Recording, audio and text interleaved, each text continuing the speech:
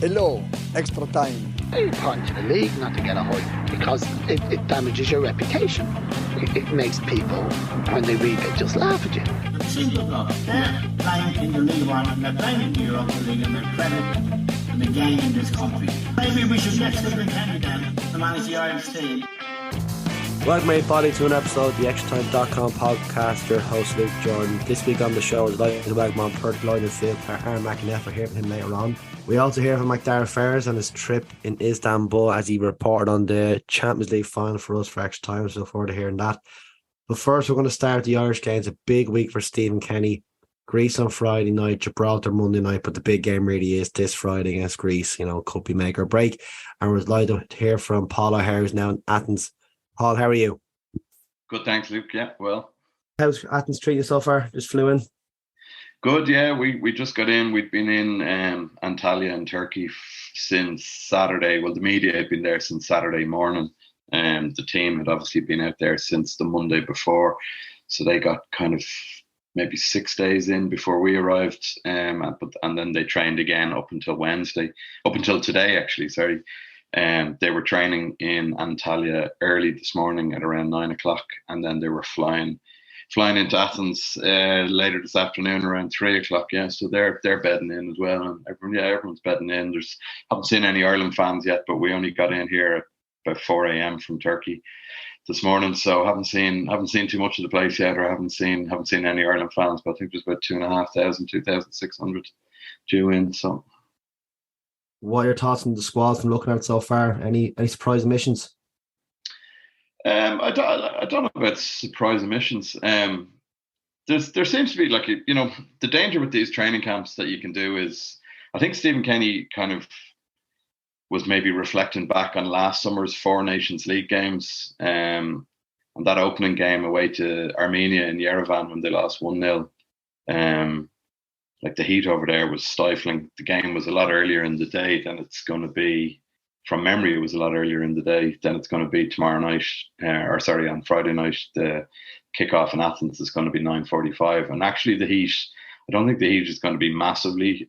I think it's been overplayed a little bit. Like, it was certainly very hot in the training camp in Turkey, and it is hot here during the day in Athens. But by kickoff time, it's going to be down around 20, 21 degrees.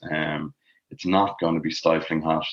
But look, the danger with those types of warm weather training camps is, obviously a squad has been cooped up together for the guts of 9-10 days. And, with anybody, it doesn't matter who we are and what walk of life, boredom can creep in. But certainly from being around the team hotel and the team training ground from last Saturday, like, there does seem to be a genuinely relaxed sort of vibe around the place. They got a lot of intensive training sessions in. They weren't doing any double training sessions. It was all just morning training sessions. Like, it was hot in in Turkey. But look, they seem to have done a lot of training grounds. Good productive training ground sessions. They played an 11v11 in-house game that was quite intense by all accounts. 2 35-minute halves. That was on Saturday night, kind of trying to, as close as possible, replicate the kickoff time in Athens. They did get back to watch a bit of the Champions League Final, and they had a couple of days off.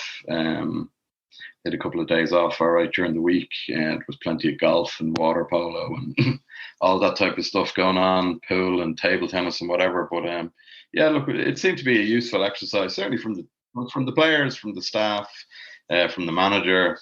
Everyone seemed to think it was a worthwhile exercise. So we'll see how much it's prepared them now for Friday's game, because obviously you do have to factor in that whole, particularly for championship players, the 5-6 weeks of no actual competitive game. There was a 4-day training camp in Bristol at the end of May for kind of Championship League One, couple of 2 or 3 League of Ireland players. But look, you know yourself, you can't replicate competitive match action. So that'll be interesting to see how well prepared or undercooked the team are going to be against Greece. Yeah, and I suppose looking at probably a couple of players that are missing from the squad, probably obviously Seamus Coleman have injured, nothing to do with that. Antoine Mamdeli's have injured as far as I'm aware. It's the Ryan Manning one, I suppose, that people seem to be screaming for, maybe a bit annoyed over Manning not being included. Seems to have a really good season at Swansea. Kenny was saying, maybe is there a personal issue there in terms of something going on? Was that kind of the logic for why it wasn't included? Yeah, like he was saying before that he had been asked to come up, but Kenny was very quick afterwards to say that, you know, while Manning couldn't take up the call, it wasn't, you know, Kenny was certainly very quick to say that there was no issue there was no beef there. The Ryan Manning one is a funny one. Like, he's no doubt he's had a good season, but Kenny's just simply preferred other players. And in terms of that left wing back role, Kenny he has been for quite some time. He's really, really keen on Callum O'Dowda. He likes the pace that he brings to the team, because O'Dowda would have played sort of in slightly more advanced positions under other Irish managers. But he's, you know, we spoke to O'Dowda in Turkey yesterday at the training ground, and he's very keen to make that left wing back role his own. He would have started there, I think, against France had he not got injured sort of in the wake of that Latvia friendly ban in the days building up to the France game. I think there was a training ground injury that he picked up. So he certainly would have played in that game, and I'd expect O'Dowda to start left wing back against Greece on that basis. And Kenny's constantly talking him up, you know, which with Coleman missing would see Matt Doherty, you would presume, shift back to the right wing back role. Yeah, I suppose actually on Doherty, it's probably a bit of a concern too for the management team that he hasn't barely kicked the ball for Atletico Madrid. That was been released in the meantime. He plays in these 7-8 minutes or something. It's very, very minimal minutes. That's going to be, as you mentioned already, it's going to be tough for him to get into it. Like, you can train as much as you want, but replicating match day fitness is completely different. That's it, yeah. Like, it's, you know, I suppose at the time when that transfer to Atletico happened in January, it kind of was left field for everybody. I don't think anybody had seen it coming, and it was just a really interesting one. It was a great story at the time, but I think it very quickly materialised that he just wasn't properly signed by the manager. The manager had no real interest in playing him, and I think that became quickly apparent to Derby. We did ask Kenny the other day about that, and the fact that some of his players haven't been playing terribly regularly for their club, regardless of the championship season sort of ending, you know, 5-6 weeks ago. But Doherty was one of those that he said, look, at least he's been training up until, you know, because the La Liga season ran on. So at least he had been, you know, involved in actual kind of intensive training sessions on a daily basis. So look, we're hoping that stands to him. For Stephen Kenny then, you know, we've had many conversations over the last 2 years, yourselves and other people in the media have, in terms of, you know, the kind of the arguments over his merits to be manager and whatnot. And I think me and you kind of very similar in aspect of we're very supportive of him and we think that he's doing a good job. But is this make or break game for him that, you know, we've had the 2-3 years now transitional period? You know, we've had a couple of good results, good and bad results. We had a great performance against France, some would say. But it's this game now, or the two Greece games in this group, are going to be the real ones that he's going to be judged on now by the Irish media and the Irish fans. Yeah, definitely. I think that's fair, and I think he knows that. I think anyone who's been supportive of Kenny would probably accept that as well. You know, if we're going to have, you know, there is the convoluted backdoor playoff route through the, you know, the Nations League standings and stuff. But like, honestly, your head would be in spin trying to discuss it on a podcast now. But you know, so, you know, as things stand, that could still look relatively okay. And Greece already have a playoff, like, because they won their Nations League group. They lost their opening game in the Nations League to maybe Kosovo, I think it was. They were in a Nations League group with Northern Ireland, but they came back strongly, and I think they won all their remaining games. So they won their Nations League group. So Greece are guaranteed. Greece could lose every game in this qualifying campaign, but they're still guaranteed a semi-final, Euro qualifying semi-final next March. So I'm interested in that, in terms of how does that, like, I think their first game was Gibraltar, was it? And they beat Gibraltar. But I am interested to see what the kind of Greek mindset is. You know, they're at home and they'll want to win, obviously, and, you know, they're a decent, solid enough team. But I am interested in that mindset of, you already know you have a playoff regardless of what happens, whereas Ireland aren't necessarily in that boat yet. They don't have any guarantees of any playoffs. And yeah, you know, it's the nightmare draw that we got. I remember being over in Frankfurt for the draw last October, and Stephen Kenny was doing his best to kind of play it up and talk about what wonderful matches that we're going to have in the Aviva. But Like, it was an absolute, like, the only people probably happy with it were maybe the FEI themselves in terms of filling seats in the Aviva, but the long run game then of, you know, qualifying for a tournament, because the FEI's finances are hugely driven by the men's senior team, and, you know, qualifying for tournaments is lucrative for the association. So, you know, if Ireland are to have any hope of finishing well in this group and qualifying automatically, they have to be picking up points against Greece. They have to certainly beat Greece at home. Ideally, I'd like to beat Greece on Friday night.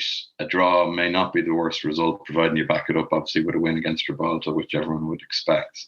So look, I think a defeat on Friday night would make things. I think it would just intensify the kind of commentary around Kenya again, because there was a period of time, you know, in the last World Cup campaign where every game, the post-match analysis and the post-match discussion, it was all about the manager. It was all about his future. Where are we going in the right direction? A couple of results, then bit of an upturn in fortunes at times. And that kind of commentary has died down a little bit. But I think if Ireland were to go out and have a stinker in Athens on Friday, for whatever reasons, I think you'll see that kind of commentary coming back and intensifying, probably justifiably so as well. Yeah, and just when your Tom Greece results have in front of me here, like their last 6 games, a loss to Cyprus, beating Northern Ireland 3-1, drawing with Malta, losing to Hungary, beating Gibraltar, as you mentioned, 3-0, and drawing with Lithuania. Like, coming out, playing a side with form like that, it doesn't scream to me that these are a mighty opposition. This is a game that the Irish team maybe should be going into and expecting to win the match. Yeah, but that's always the danger, isn't it? Like, that's always been the way in the past. These are the type of games that maybe people get ahead of themselves and think, you know, you look at their results on paper and they're not great. Like, you went through them there. I was looking at them myself. Like, there's quite a few teams in there that we've actually played recently, which, you know, maybe is a bit of a marker in terms, or a yardstick to judge where Greece are at. Like, you know, we played Malta, we played Hungary not so long ago, we played Lithuania not so long ago. Yeah, it's an awkward one, because it's that classic, almost cliche thing of Ireland raised their games against the bigger nations, like we saw against France, and had Nathan Collins' header gone in at the end, and would have got a heroic point against the World Cup finalists. But as has always been the way with Ireland, you go out and get a half decent results. Sorry, not a half decent results, because obviously we lost to France, so it's still a defeat, but a good performance against France.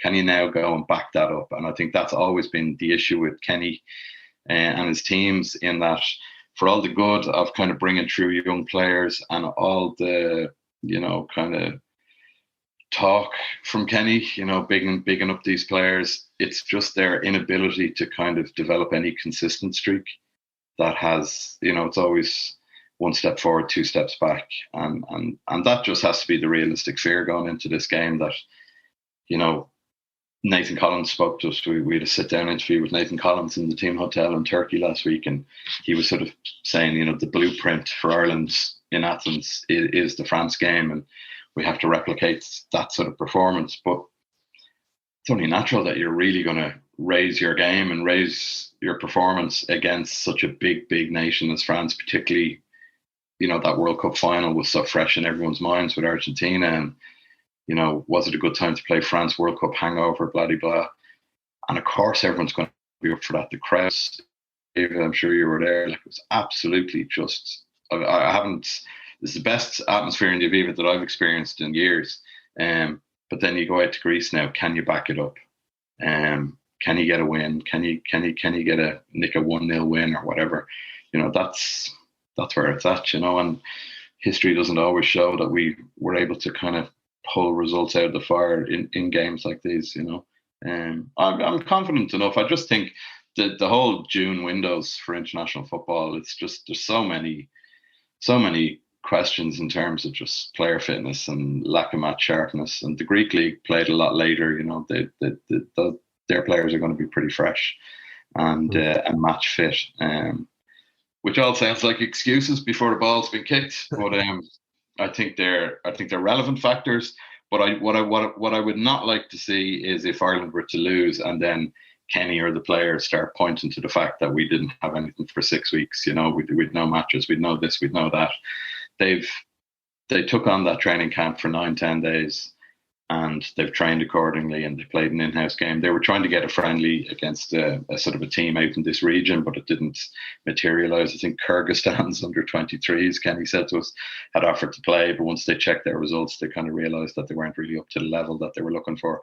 So they ended up playing 11v11. Like, it was a proper game with sort of, referee and all that type of thing. And there was a bit of chopping and changing between the two teams, and it was only 35 minutes a half. But look, no excuses really. You can use all those. There are excuses, if you know what I mean. But I think it would be weak. I think it would be weak to start using them after the fact. What has Stephen Kenny said pre-game so far? I know it's probably his big press conference party today or tomorrow, but what he said so far ahead of the game? There wasn't a huge, because we were like a week out from Greece. There wasn't a massive focus when we were talking to him about Greece as such. We were just it was more just around the training camp and players and certain individual players and players that were being put up for interview that we were talking about. And you're right, like the main thrust of Kenny's kind of message will be, the main thrust of Kenny's message will be coming from the press conference, which is tomorrow evening. But look, Kenny's always kind of bullish and confident in the players that he has. And like, they do put an extraordinary amount of homework into what they do. And even looking at the Ireland team, the media are only allowed in for the first 10 minutes of the training session. So pretty much all you see is the kind of the warm up and the stretching, But I was just struck by the amount of staff that are there on the training pitch. Like, not just, you've Kenny, Keith Andrews, John O'Shea, Stephen Rice. And John O'Shea and Stephen Rice would have been taking a lot of the early part of that session. You've the strength and conditioning guy, Damien Doyle. But all the staff were kitted out in white tops to stand out aside from the players. And I was just struck by the amount of staff that are there in the background, fellas I wouldn't even know. But the point of what I'm saying is, like, they leave no stone unturned in their preparation for these things. The training game that they played in Antalya, and this would be fairly common, what Kenny does, he'll have one of the teams will be set up the way he wants Ireland to play, and the other team are always set up in the way that the opposition team play. So Greece play 4-3-3. So one of the teams in the training game last Saturday night is set up in a 4-3-3 formation. And they go to town on that, and they work their formation around the opposition's formation, if you know what I mean. So look, they do all their homework. They put all the work in. But yeah, the thrust of Kenny's kind of message will really come from the press conference. Yeah. I suppose maybe a big difference between those June games last year and the June games this year could be one player, Evan Ferguson. I've always I think there's enough pressure on the young lad already at 18, but let's heap some more on him. Is he going to be the difference for us maybe in these two games, in particular the Greece game? Certainly capable of it, isn't he? Yeah, we're always kind of, I think every conversation with Evan Ferguson, whether it's on TV, radio, podcasts, or in the newspapers or whatever, there's always that little sort of disclaimer of, we don't want to put too much pressure on the lad. But I think once you're talking the talk and walking the walk like he is, like, it's not just hype, he's actually delivering. And he started doing it now for Ireland as well. Early days, of course, but he's up and running with that goal. And I think once you're scoring in the Premier League on a reasonably consistent basis, I think all that kind of, you don't want to overhype a player, I think that goes out the window. Like, he's playing in probably the biggest league in the world, certainly the most exposed league in the world, exposure-wise, globally. So I think that ship has sailed in terms of not wanting to put too much pressure on him. And a lot of the players were talking to media this week about Ferguson and just how good he is on the pitch, but also how good he is off the pitch. And I think that's been remarked quite a few times, that, like, his dad, Barry Ferguson, played away in England and had a very good League of Ireland career and won a few trophies. And Barry's still involved with the FAI, but, there's a good solid sort of grounding there. Nathan Collins touched on it the other day because Nathan Collins' dad was obviously a footballer too. And he was sort of saying that for himself and for Evan Ferguson, having that kind of early exposure to football has probably helped them in some ways, and that Collins was saying that his father, who would, help out with sort of some of his financial dealing, he would look after a good bit of his money and things like that. And he was saying that if he ever got ahead of himself, his dad would slap the head off him. So they're grounded lads, they're grounded lads, and they're well able for it. And yeah, Ferguson, it's just in terms of, Kenny's been speaking a fair bit about how Ferguson plays at Brighton, in that he is a striker, but that he will often end up on the halfway line, because Brighton's wingers just get so high, and they create pockets of space for him to drop deep into, and then to sort of burst of speed, accelerate into space if the two high wingers are drawn, the two centre backs, So there's a little bit of trying to adapt and tailor, and trying to find out what is Ferguson's most effective way of playing for Ireland. Kenny said it during the week. He goes, "That's my job. That's what I have to do to try and maximise the best." I don't think there's any doubt now, particularly after. I know he came off after 65 minutes against France or something, but he was kind of leading the line and did a decent job. I don't think there's any doubt that he starts in Athens. It's just a matter of which of the other four lads play off him. Possibly Michael Obafemi with his pace. Kenny's a big fan of Adamida as well. Troy Parrott, I'm not so sure Troy Parrott will start. Parrott was left out of the matchday squad against France. Now, we interviewed Parrott yesterday, and he was sort of saying a lot of that was partially down to the fact that he wasn't 100% fit at the time. He wasn't injured as such, but I think he'd just been coming back and lacking a bit of sharpness. But yeah, Ferguson will definitely lead the line on Friday night, and all eyes on him. And you wouldn't be surprised if he delivered the goods. That's kind of the hope now, isn't it? That's my hope too. Just before I go, Paul, obviously, a shorter time, but just a quick word on Tom Cannon. I know that was kind of talked about in the media as well, in terms of his decision to his refusal call to the 21s, and he wants to make a decision whether he wants to play maybe possibly for England. Stephen Kenny also spoke about that as well. Yeah, it's I suppose probably slightly left field in a way, but he is English, and Lee Carsley is the England's under-21 manager and is pretty keen on him. So Stephen Kenny had named Cannon in the squads for that Bristol training camp. 4 days, it was kind of an experimental squad, and he's had a good season at Preston. I think he scored 8 goals on loan from Everton. But he had tonsillitis, and Kenny's adamant. Just he sort of kept reinforcing it, just in case we thought that there might have been some sort of cover up. But he kept reinforcing that no, he genuinely did have tonsillitis, and because he couldn't go on that Bristol training camp, it meant Kenny sort of said, I couldn't have a look at him. I wasn't able to see him train, so I haven't picked him in the squad for these games. He was due to go back into the under-21s, and then that didn't happen once the England interest materialised. He's represented by Kenny Moyes, who's the brother of David Moyes, the West Ham manager. And Kenny has been in contact, Stephen Kenny has been in contact with Kenny Moyes, and they are going to have talks once this window's out of the way, just to sort of see where Cannon's head is at. But look, it is one of those where, you look at Declan Rice, you look at Jack Grealish. I'm not saying Tom Cannon's going to go on to have the career that they're having for club and country, but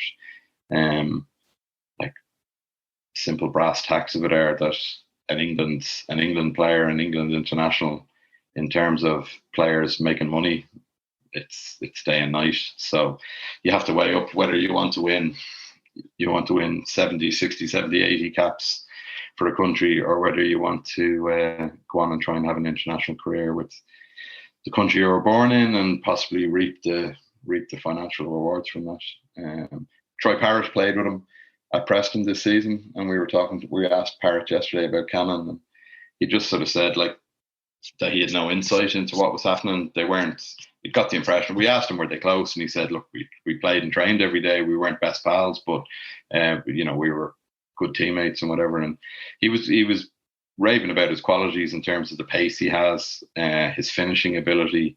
So look, he is the type of player that, he's only 20, I think, so he is the type of player that you'd like to hang on to and have as an option, because if he was to officially declare for Ireland tomorrow, you'd imagine he'd be fairly quickly fast tracked into senior squads, with that sort of finishing ability. But I don't know, just get the impression this one might slip through the net. Yeah. Well, look at Friday night, then big game. What's score prediction?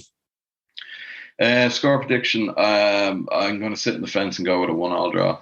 Well, draw. Okay, Shane Dubby's not playing though. He can't score. No.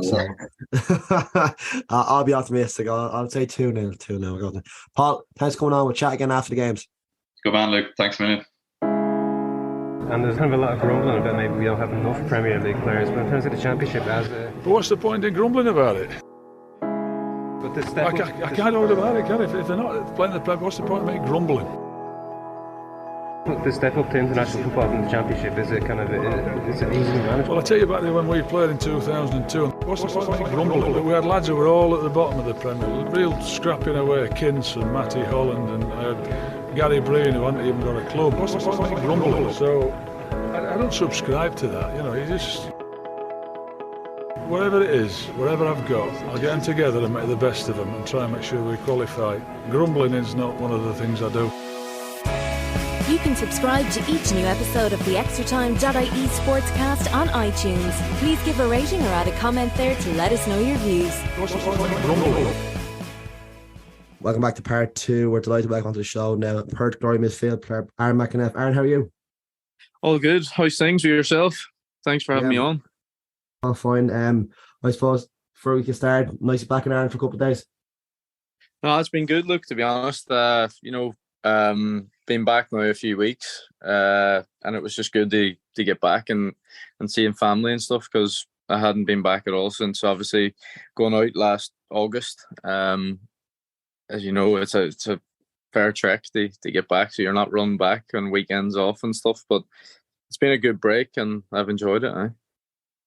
Yeah, it's probably a good place actually to start, because I suppose when a lot of Irish footballers, they always move either to the UK. That's usually the most common route to go towards England. You've obviously gone a bit further afield, going towards Australia, and it's not exactly a 1 hour flight to get back. How difficult is that knowing that you're a good 24 hours away if you need to get home?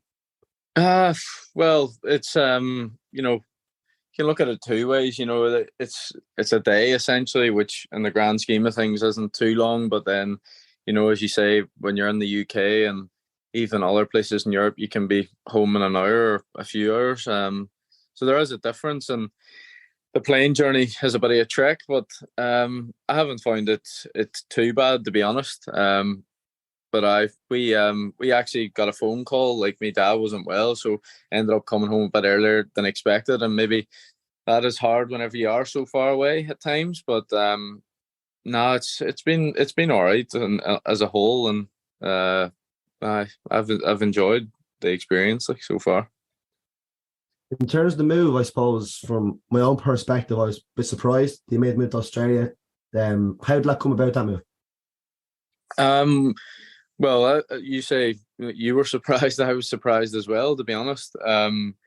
Obviously, I was at Hearts at the time, and really enjoyed my time at Hearts. There's a lot of good people at the club, but I just felt like I wanted to get more game time and play more football. And I was actually in pre-season with Hearts in Marbella, and I got a phone call from my agent, and he just said, "Do you fancy a move to Australia?"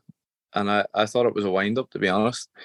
And then he explained the situation. It was through Andy Keogh, who's obviously an ex-Irish international, and he played for Perth Glory. He took over as head of recruitment for the club, and that's how it sort of came about. And I suppose for me, it was exciting to hear that, straight away. And then the big one for me was wondering if my missus fancied a move so far away, and she was all for it. So it was just about then trying to get the deal done, and we got there and then moved out, And how have you settled in terms of Perth? Like, obviously a bit of adjustment going from Edinburgh all the way to Perth. Like, how's that been? It's a lot warmer for a start. No, it's been grand. Like, it's been easy enough. We've got a good group of lads at the club in Perth, and because Perth's such a Perth's in its own sort of world essentially. In Australia, it's so far away from everything else. So you need a good group of lads to stick together, and we've had that on and off the pitch this year, and I found it easy enough to settle in. I've got family out there as well, which helped, and just going to see them on days off and stuff at times has helped to settle at the start. But I suppose as a footballer, you move to different places, and you just have to try and adapt and settle as quick as you can.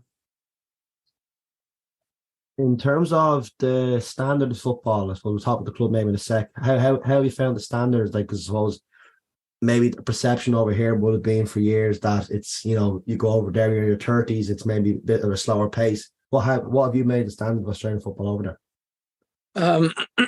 To be honest, I think the standard's very good. There's a lot of good players within the A-League. A lot of good young players as well, And, I think in terms of technical ability and athleticism, the league's really strong. I think at times there's other factors that maybe factor into the games that, doesn't help at times in terms of the heat and the travel and time distance and stuff for an overall spectacle of a game that maybe affects games when people are watching on TV and they don't actually know that the players are playing in 37-degree heat, so it might look a bit slow at times. But to be honest, I've thought that the standard's really good, and every team that I've played against all have good quality players. Yeah. You mentioned the travel aspect, I suppose. Going from Derry, where you're on a bus ride around the country, I imagine the same at Hearts. What's it like then? Every game, I imagine you're on a plane away because you're 5-6 hours away from all the other teams. Well, I mean, when I was at Derry, longest was 7-hour bus journey to Cork, and then going to Rovers, it was handy enough. The furthest was Derry or Cork, 3.5 hours. Hearts, 3.5 hours up to Ross County or Aberdeen. But moving to Perth, it's been a big adjustment in that sense. Our closest away game is a 3-hour flight, and that's the Adelaide, and then it's a different time zone as well. So the flying and stuff has been a big thing that, obviously I've never done it before. So getting used to that, and then getting used to the adjusting to the different time zones and getting your sleep pattern and stuff. That's been a big learning curve for me. And, having done it for a year now, I'm sure it'll stand me in good stead going into next year. Yeah, what have you made of the club itself? Because I imagine, it's a big club over in Australia. Most people probably know of it even over here. What's the club been like since you arrived? Perth Glory is a big club, I think, if I'm correct in saying, they were the first A-League club when the league was made, and they've had a lot of great players over the years that have played for the club, and it's been really good to be part of the club so far, and to be a player at Perth Glory, it's something that I've really enjoyed over the year, and for the coming years. It's been hard for them in the past few years in terms of COVID and travel, and then even last year, the stadium's getting renovated with the Women's World Cup, so we played in a temporary stadium. So I think this year coming now that it's going to be the first season, hopefully in many years, that there won't be too many interruptions, and we can go and have a real crack at it, because there is good people at the club, and in my opinion, we've got a very good squad. We were chatting off air, and you mentioned that it was a frustrating first year for you in terms of injuries. How would you rate your first season there in terms of where the team did, and on an own personal level as well? I think as a team we feel like we probably underachieved, to be honest. I think we had a good squad of players, and going into the last game of the season, we could have maybe made top 6, and then obviously didn't, and the league's so tight, so we end up finishing 9th, which a lot of boys were disappointed with. But in saying that, a lot of the players was new to the club and new to the whole system of dealing with travel and the away games and stuff, and our away form really affected us throughout the year. So, I mean, as I said, it's going to stand us in good stead going into the new season. But on a personal level, I think whenever I started to maybe hit me stride and get going, I got an injury, very unfortunate injury, like just before Christmas it was. And that put me out for a decent amount of time, and then I got myself back on, and then I got another wee strain in my quad. So, I missed half of the games, and if you miss half of the games, back home or in the UK, like, you still have a lot of games to play, but in the A-League, there's only 26 league games, so if you miss half of the games, it's hard going, and I'll be doing everything I can to keep myself fit and have a full season of it this year. I didn't realise that it's only 26 league games. So does it split into a playoff system or something with top 7 or 8? Is that how it works? So there's 26 games, and then the top 6 go into like a finals. They call it finals, and it'll be the top 2. You'll get a week off. 3rd will play 6th, and 4th will play 5th, and then it goes into like a semi-final system, then home and away, and then a grand final. And that's obviously different to back home as well, because Melbourne City this year, they got crowned premiers, they call it, so they essentially won the league. And then they went on to play Central Coast Mariners in the grand final, and they got beat in the final. So Central Coast are then seen as like the winners of the whole competition, even though they didn't win the league. So it's different in that sense, but I suppose it is good at the end of the season. They push for sort of knockout football as well. Just bringing it back to last summer, what was the main kind of reason for leaving Hearts, I suppose? I think it was down to game time, to be honest. I always felt that I made a decent contribution every time I could whenever I played at Hearts, but I never seemed to really get a proper run at it, in terms of game time. I don't know, we had a decent squad, and we done well in the Scottish Premiership and in the Cup that year, but I always felt that maybe I deserved a bit more a chance and a run of games to sort of proper get going, and it just didn't come for whatever reason. And these things happen in football. You can't really mope about. You just have to get on with it. And I think going into the next season at Hearts, I came back for pre-season. I was really fit and I felt really sharp, but it wasn't the club they didn't want me to leave. Essentially, it was just it was me that wanted to go and play football every week and start games every week. And I think at my age, it's important to try and play as much football as you can in terms of playing every week, and that's just what I wanted. So that's why I decided to leave. Yeah, I suppose just in terms of yourself, I suppose you're so used to probably starting with Derry, going to Shamrock Rovers, always in the team. And then obviously you mentioned there going into Hearts and not starting games.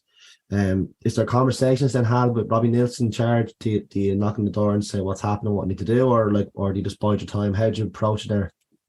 I did. I had loads of conversations, and to be honest, my relationship with Robbie Nielsen was really good.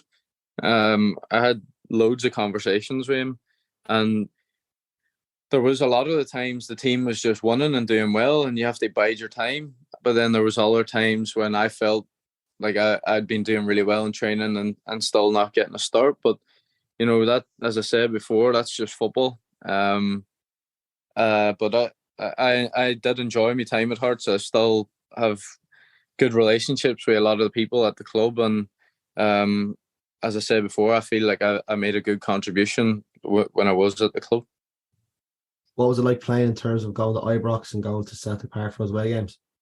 Oh, the atmosphere at them games were unbelievable. They're the games that, and the atmospheres that you dream about playing them when you're a young boy. And they're obviously, Celtic and Rangers are top teams. So for a lot of teams in Scottish football, going to them places, it's tough to get a result. But I thoroughly enjoyed playing at both the stadiums. And scoring in Celtic Park as well. I know. I came on and, well, Celtic they'd been battering us for the whole game really, and we made a few subs and then we pulled 2 goals back and maybe nearly scraped an equaliser to take it to a draw near the end. But it's some buzz scoring at a place that you dreamed of playing at your whole life really. In terms of, I suppose, conversations often happened in circles here in Ireland, I suppose, is the comparison with the Scottish League. Where is it in terms of, obviously you have the big two and the rest? How did you find in terms of playing in the Scottish Premiership, Scottish Championship in comparison to the League of Ireland? Was there much of a difference? Was there a jump either way? Was there much differences? Like, how did you find the levels? I think Celtic and Rangers are, a step above all the other teams in the Scottish Premiership, and you've got Hearts, Hibs, Aberdeen. I would say is the next 3, and then if you compare that to League of Ireland, the likes of Shamrock Rovers, Derry City, Pats, Bows, Dundalk. In my opinion, I think that they could compete with the teams in the Scottish Premiership. I think it's in Scotland. The game's fast paced and it's end to end a lot at times. I think the teams in Ireland sometimes try and play maybe a better brand of football than some of the lower teams in Scotland. And then maybe the only difference between the lower ends of the tables is physicality and general fitness and stuff. I think the thing I found with even in the Scottish Championship, although some of the teams technically weren't maybe at the level that we were playing at Hearts, but they were all fit and they were all willing to run and willing to tackle and stuff, and made games very tough for us at times. And I suppose that closes the gap a wee bit when you're playing against fit teams, and I think that's where maybe it lacks. That in Ireland sometimes maybe in the bottom half of the table, fitness is in my opinion a big factor, but I think especially the top teams in the League of Ireland could definitely compete, I think, in the Scottish League. Just obviously going back to your League of Ireland days, in terms of obviously being at Derry City and being a local lad, coming back to play after having to spell at Tottenham, how difficult was it to, again, leave Derry City to go to Shamrock Rovers? It was obviously difficult at the time. Derry City's my hometown club. I used to go to the Brandywell growing up as a kid, and at the time, Derry offered me a contract to stay, and I just thought it was best for my career at the time to move. I didn't look back really. I went to Rovers, and Stephen Bradley and his staff welcomed me with open arms, to be honest, and made me feel at home straight away. And all the boys in that playing group that we had at Rovers at the time were all great lads. And to be honest, I feel like it was a really, really special group that we had. And the boys that are still there, I actually seen a photo from a game not too long ago, and I think that all the boys playing on the pitch were there when I was there, and like out of that picture, I would have been the only one sort of missing, which is it for the League of Ireland. That's very rare, for a team to stay together for them amount of years and really build something special, which they have at the club. And no, I think it was a great move for me at the time. Yeah, and I suppose the first season you were there was kind of the first year they start challenging the game for the league title under Stephen Bradley, and then obviously maybe falling short with the league, but winning the FAI Cup again, like that must have been a fantastic occasion to play and obviously win. Well, that was to this day, it was probably the best day of my career, to be honest. I loved it from start to finish. We obviously we let let the league slip away near the end of the season a bit, and Dundalk they were really strong at the time, but we knew that the cup was massive in terms of going into the next year wanting to win the league. And I remember every bit of the game, to be honest. It was brilliant, and to go on and win it in my first year down at the club, it was amazing. Loved it. And that was definitely the catalyst then to go and win the league the following year. I think so. I think it broke. I think it was more of a mentality thing where it broke that barrier. And that our squad then, we had a real belief after that.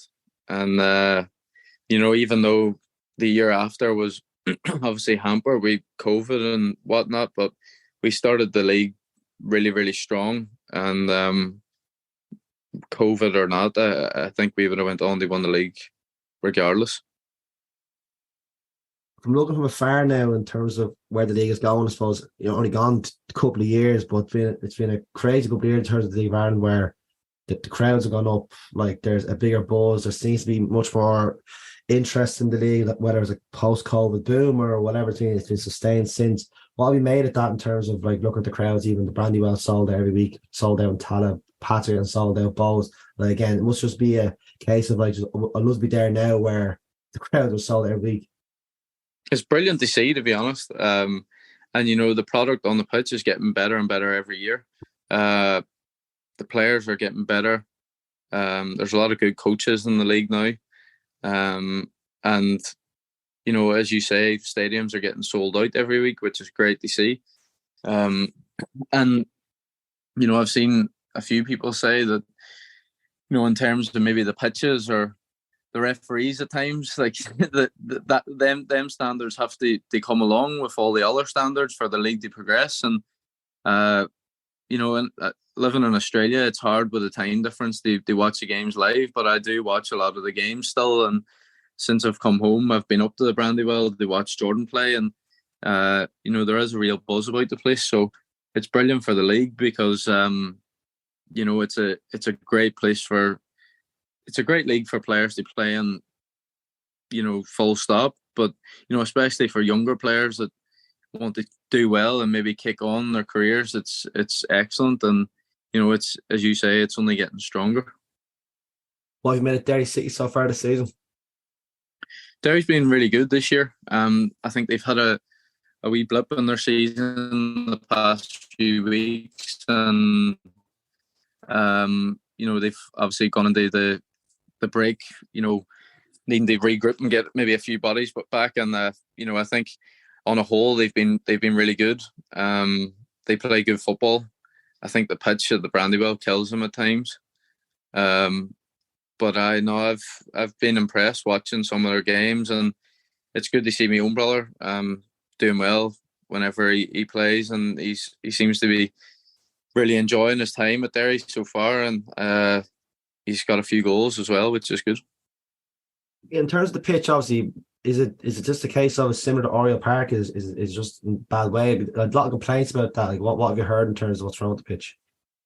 I think it is quite similar to Oriel. Like, I think with the Astro surfaces, when they're just made, they're decent and they're slick, but they need water on them as well. And on both pitches, there's no built-in sprinkler system. So if the pitch is dry, the balls bounce, just holds up, and at times it can be all over the place. But I just think that for Derry playing home games there, it does hamper them a wee bit.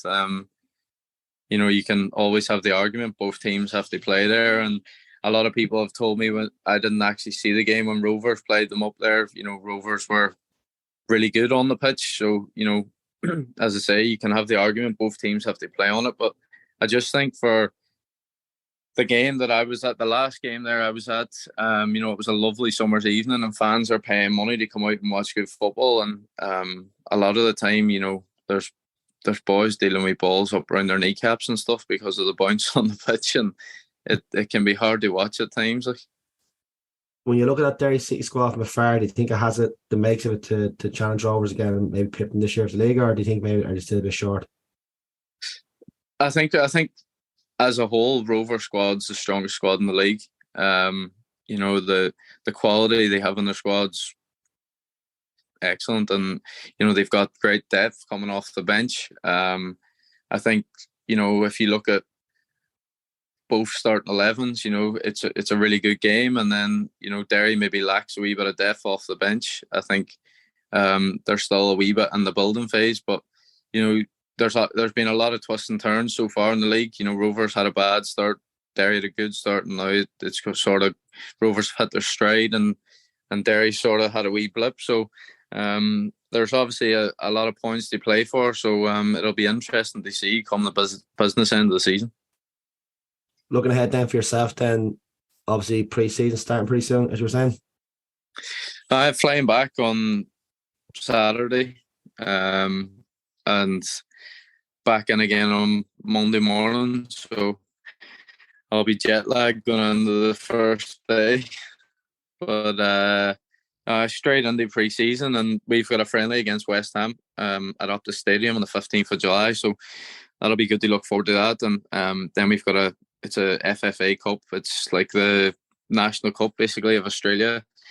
Because you don't finish in the top 8, you have to play a qualifier to get into that. So we've got that straight after the friendly. So we need to win that to get, you know, a lot of games under our belt in pre-season.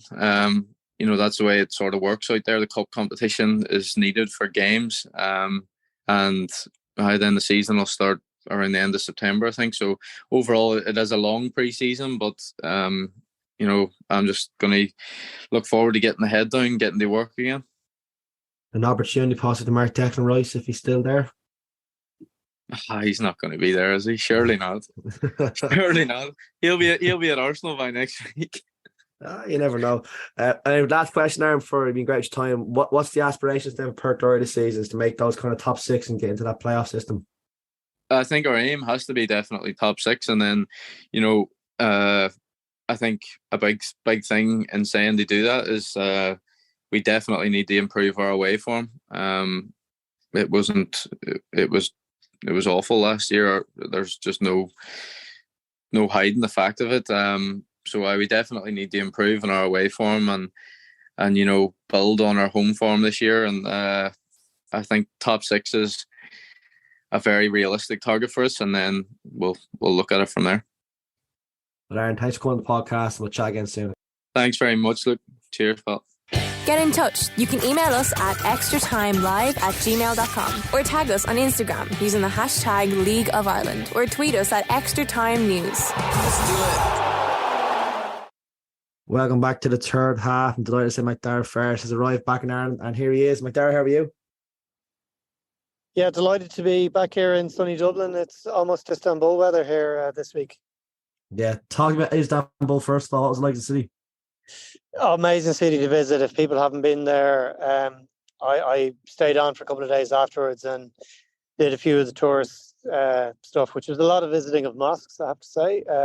But I did something I wouldn't normally be into, but I did a food tour one of the evenings in the Old Town, which is a great way of kind of getting around the place, eating some decent food and talking about politics and sport with there was just one other person on the guide on the tour. Interestingly, the other tour guide was very informative. The other person on the tour was with PlayStation, had been over for the game, bringing sponsors to the match, including some Americans who'd never been to a football match before. What a waste. But there was also some competition winners and some Man City fans, so they were amazed to be able to go to the game. And Monday spent in Asia, hopped on a ferry for 50 cents to cross the Bosphorus and have a wander around the Asian side of the city. So yeah, really enjoyed kind of visiting there. I hadn't been there in 15 years. The last time was I don't know if you remember, Ireland were due to play Georgia in 2008, and I was going to that game via Istanbul, and then Russia invaded Georgia and the match got moved to Germany, and I ended up watching it in an internet cafe in Istanbul. And as I was saying, something never changed. Russia's still invading neighbours 15 years on, you know. The city itself, what was the build-up like in terms of the fans coming in? Was there a good atmosphere? Was there any trouble with fans, or was it seemed to be a very peaceful going from social media aspect? There's no issues really. You seem to get on fairly well going to the game. Yeah, like on the day of the match, I went down to the fan festival, which is down like on the coastline, pretty much near the kind of the historic city sites, and they were encouraging fans to come down. We'll talk a little bit of logistics after, but fans to come down, and that was for both sets of supporters, and then they were being bussed up to the game. But even on Monday evening, when I was wandering around, there's still loads of Man City fans in and around the area. No, there wasn't any trouble, and there was a good number of travelling fans for each of the clubs. So the atmosphere was kind of building on the morning of the match. Like, a lot of people had flown in ahead of time, but there was also a lot of people who flew in, fans of the clubs who flew in on charters. Basically, it is a long trek. They were flying in the morning of the match, and then they were flying directly out afterwards. But no, there was good atmosphere, certainly down the fan festival. A good atmosphere at the game, where I don't know how it came across the television, but certainly the Inter fans really outshone the Man City fans. So there was a really good atmosphere in the game. And yeah, there was no kind of, I was kind of wondering would there be kind of tension? Kind of wonder, obviously Turkish football has its own reputation, but no, from a security point of view, that went off quite well, but some of the logistics, not so well. Yeah, I suppose the reason I asked for that was because obviously the Europa Conference League final was on the Wednesday, and there was crowd trouble in terms of the West Ham fans, obviously English fans, and Fiorentina fans who are Italian. So you're kind of thinking this there going further issue with the Champions League final. That's good to hear there wasn't. In terms of, you mentioned logistics and issues there, can you just go into or develop further what you meant by that? Yeah, so I said that UEFA were encouraging fans to come to the fan zone and then be bussed from there up.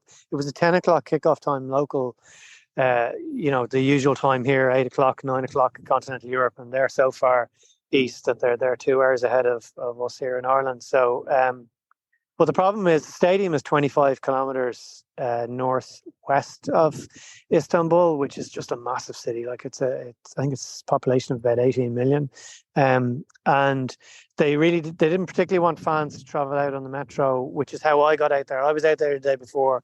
I went to the pre-match press conferences with the two managers and Kevin De Bruyne and Hakan Calhanoglu, and so I'd gone out on the metro that way. I was kind of, hotel was near the end of the metro stop in the old town, but it was still 90 minutes to get out. It's 3 lines, like 12 lines on the red line, 4 on the blue line, then 2 on the yellow line. So it did take like 90 minutes to get out. And then on the day of the game, they basically, you had to do that last 2 stop on the kind of yellow line. You had to have a match ticket or a press pass. And so it worked out quite well, but I was out there like 5 hours ahead of time. But the problem is it's so far out, it's kind of met the motorway in there. People maybe have seen Jared Gilroy was out there. I think he was one of kind of a number of buses who were just completely clogged up with traffic congestion, and people kind of abandoned their bus, walked along the metro, and then had to kind of hike up like a hillside to get to the stadium. So, it's not ideal at all for where. It's the same venue that was in 2005, which had been issues there on the day as well. But it's just so far out, and you're trying to get fans out who don't normally get out there. Like on normal match day, they don't get big crowds at the game, and even when they do, I suppose Turkish people and people from Istanbul are well used to kind of get out there. So, and I could see, I was out there very early, so I was keeping an eye on the LOI women's Premier Division game between. I know you covered it for extratime.com, Shamrock Rovers and Peamount, but I was out there so early watching that game. But in the press box, they had the TV up and they were showing helicopter footage of the 2 buses coming in. So the Inter bus coming in, and then the Man City bus, and they were caught up in congestion. So they had the motorbike police riders trying to move traffic out of the way. And Man City were actually late. They were later than they normally would have arrived based on the itinerary. Now, it was enough that the game wasn't delayed or anything, but it wasn't ideal from that point of view. And then particularly in the Man City end, there wasn't enough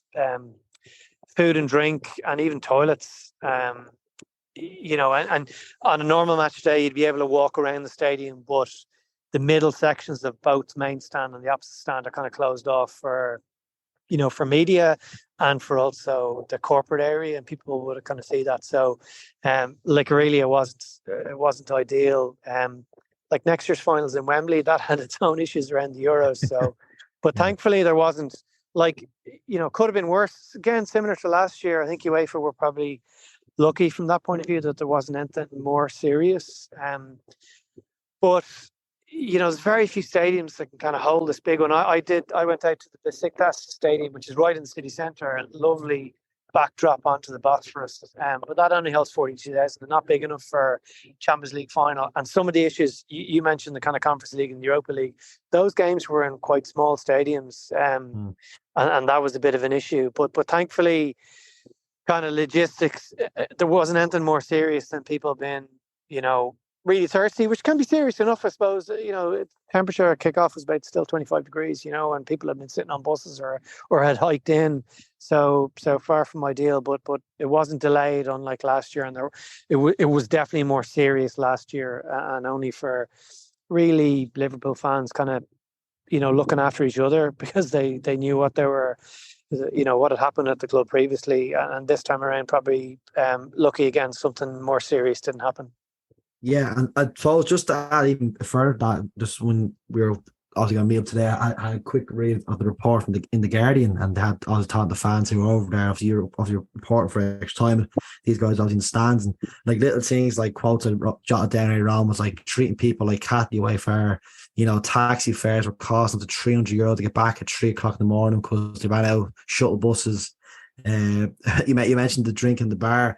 I mean, I know it's not probably the biggest issue, but for a big game like that, the City fans on one of them anyway. I think there was a three. I think one of the bars ran out after 6 p.m. out of alcohol. Then they went into the stadium being charged €20 for Pepsi. I suppose the overall question I have really more is that if this is supposed to be UEFA's showcase event along with say the European Championship Final International, they seriously need to. That's 2 years in a row now. They've had serious issues post-COVID of organising these games, and they seem not be able to learn their lessons. I don't know. That's just my own personal point of view. Yeah, well, one of the things that I suppose they learned their lesson from last year is there was then fan zones beside the stadium, and they did run out of beer. So there were club specific ones. So the Inter one was about 600 meters just south of the stadium, north of the stadium, but just right beside the metro station. And then the Man City one was the other end, and so they were encouraging fans to get out early, so that they'd be very close to the ground. Whereas last year, the Real Madrid one was quite close to Stade de France, but the Liverpool one was a trek away. So they had kind of learned a lesson on that, but it just didn't work out well enough. And they to run out of beer is really, for English fans in particular, running out of beer that's it. Yeah, and the other thing is it's a huge money spinner for UEFA as well. That they So I walked up to the Inter one the day before and just had a look in. Obviously, wasn't open, and. That it's a good idea to have those near to the stadium, but like Wembley's going to be a big issue next year because you can walk right up to the stadium. Like the ticketing check was really good for, and that had been an issue last year where the ticket check was a real bottleneck for both sets of fans. Whereas anyone who had come out on the metro, you couldn't go that last stop. And then for me, leaving after the game, it was actually the match didn't finish till midnight. I went to the post-match press conferences with the two managers, and then the man of the match was Rodri, came in as well. Actually, I skipped out for that one because it was 2 a.m, but I was able to go get the metro, and then it was running. I was running directly to 6 stops non-stop, and then you could change, and then it ran directly 12 stops all the way in without stopping right into the city centre. So I could get back into the city centre for about 3:15 a.m, and there was still fans on that, and it was ideal, but people had kind of been told not to do that. But I was quite comfortable getting the metro because I'd done it the previous day. In terms of them, get on to the match action itself, what did you make of the spectacle? I actually, funny enough, I only saw the last 7 minutes of the game between going, obviously, sit down to Tala to do the game, match report, getting back in then to the city centre. By the time I found somewhere to show the match, I ended up missing most of it. So, for people like me, can you describe the spectacle of the game? Yeah, the match was good. The finals can be poor. It wasn't a high quality final. Really, I was hoping that Inter would give Man City a game. And like, I think unless you're a Man City fan or maybe an AC Milan fan, like no one wanted City to win. Like for a myriad of reasons in terms of sports washing, the 115 charges that the Premier League have set against City. But it was interesting just to see them, the way them set up, like really standing on the touchline to give them that width. Bit disappointing. Like I was really looking forward to seeing Haaland play, but he had a quiet night. Inter really kind of marshalled him well. There'd been a lot of talk about the 3-5-2 systems that Inter play, and they play that every week, whereas Man City oftentimes are playing teams that will play five at the back, but they don't do it on a regular basis. Very good atmosphere, like the build up to the game, like that. Really lucky to be able to attend something like this. When the teams come out and that Champions League music comes up, like it's absolutely brilliant. And it was a good goal that won the game. But it'll probably be remembered for kind of the influence of the two Belgian players, the two attackers, De Bruyne going off really early in the game, like after 35 minutes, and then Lukaku's miss, people will remember the way, so. Yeah, which one, I suppose? He missed a couple. That header, like after what had happened earlier, like happened in the World Cup the last time, Look, I suppose it's an interesting question. The sports washing. I mean, Chelsea have won it previously. Was their money clean? They've won it twice, and AC Milan have won it before. With Silvio Berlusconi is the owner. It's an interesting, I suppose, concept of what's right or wrong. I suppose then overall, then to wrap up, would you say a definitely more positive trip rather than negative?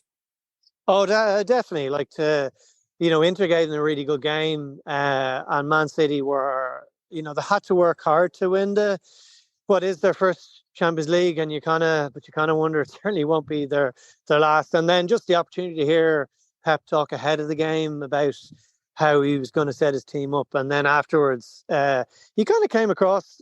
It was more relief. He looked like a relieved man afterwards, and he was asked about kind of what next, and he kind of put his head in his hands and he went, "Hang on, we just won. I need a break. We just won the Champions League. It's always about the next thing." But the fact that the club owner, it was only the second time he'd ever seen Man City play in a competitive game, and the first time since 2010, and that's the worry. You're kind of worried just where the Champions League will go.